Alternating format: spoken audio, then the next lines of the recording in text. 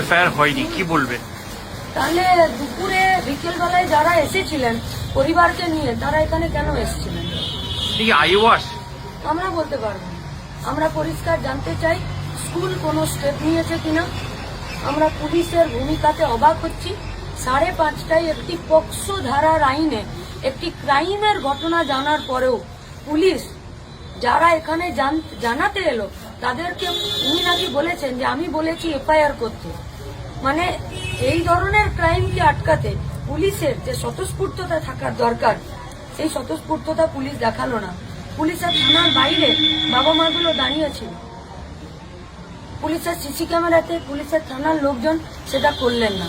যারা ভেতরে এসেছিলেন আমরা জানি না তারা ভেতরে কি, তাদেরকে বলার পরেও এখনো পর্যন্ত কমপ্লেন করলেন না। আমরা বলতে পারবো না, আমি তো চিনি না। আমরা যখন পুলিশকে জিজ্ঞেস করলাম কে এসেছিলেন, বললেন পাড়ার লোক, স্কুলের হেড টিচার। উনি তো কাউন্সিলরের নামই নিতে চাইছেন না। আমরা জিজ্ঞেস করলাম কাউন্সিলর এসেছিলেন, বললেন হ্যাঁ এসেছিলেন। উনি নাকি বারংবার বলেছেন যে আমরা এফআইআর করতে বলেছি, ও পরিবার এফআইআর করেনি। পরিবার এফআইআর করেনি, মাঝখানে যারা ছিলেন তারা এই খবর পরিবারকে দেয়নি। পুলিশ 5:30 থেকে এখন অব্দি 8:30 বাজতে চললো, একটাবারও স্বতঃপ্রণোদিত ভাবে নিজেরা ওখানে গেল না এই ধরনের একটি ঘৃণ্য ঘটনার প্রতিবাদে ওই পরিবারগুলোকে একটু বুদ্ধি ভরসা দিতে, তাদের কাছ থেকে কমপ্লেনটা নিতে। সেই রকম উত্তরপাড়ায় বারবার এই ধরনের মহিলা আক্রান্ত পশ্চিমবঙ্গে একই ঘটনা। উত্তরপাড়া থানা বিচ্ছিন্ন নয়, গোটা রাজ্যের পুলিশ প্রশাসনকে এখানকার সরকার যা তৃণমূল এবং বিজেপি দুজন মিলেই চালাচ্ছে। 294টা এমএলএ এর মধ্যে 77টা বিজেপির এমএলএ জিতেছিল। আমরা ভুলে যাচ্ছি সরকারি দল বিরোধী দল মিলে পশ্চিমবঙ্গের প্রশাসন চালাচ্ছে, যে প্রশাসন ক্রাইমের বিরুদ্ধে, অপরাধের বিরুদ্ধে, গুন্ডাদের বিরুদ্ধে নয়। আমরা গোটা রাজ্যের মানুষকে বলছি, আমরা উত্তরপাড়া থানার সমস্ত মহিলাদের কাছে বলছি, উত্তরপাড়া বিপদে, জোট বাঁধুন। উত্তরপাড়াকে আমাদেরকে বাঁচাতেই হবে। আর উত্তরপাড়া বাঁচবে তখন যখন উত্তরপাড়ার সব মহিলারা একসাথে জোট বাঁধবেন।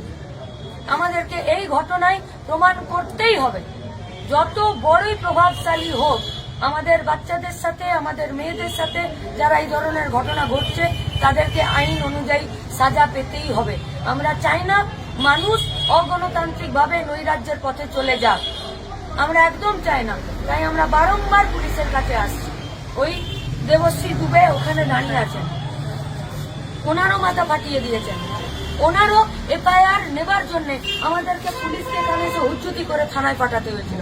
আমি জানি না উনি দোষী নাকি প্রমোটার দোষী, আমরা এটাও জানি না উনি নির্দোষী না প্রমোটার নির্দোষী।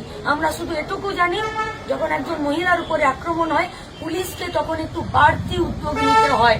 কারণ আমাদের পশ্চিমবঙ্গে আরজি করের হাড় হিম করা ঘটনা আছে, হিন্দ মোটরের হাড় হিম করা ঘটনা আছে, প্রতিবন্ধী মেয়েকে রেপ করে খুন করে দেওয়ার হাড় হিম করা ঘটনা আছে।